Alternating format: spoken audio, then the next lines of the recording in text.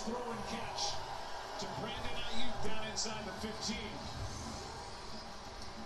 Well, it's a good route by Ayuk. He has come so far in his ability to redirect and run routes. And then you've got Brock Purdy in the pocket that's collapsing on him, and he's flat-footed. He just lays it out there. People talk about his arm strength and what he can do and what he can't do.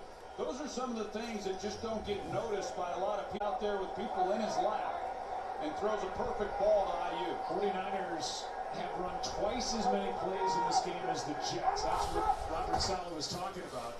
Getting the stop, getting the ball to break. He was able to learn. Put it on him and try. Rodgers clapping for his teammate.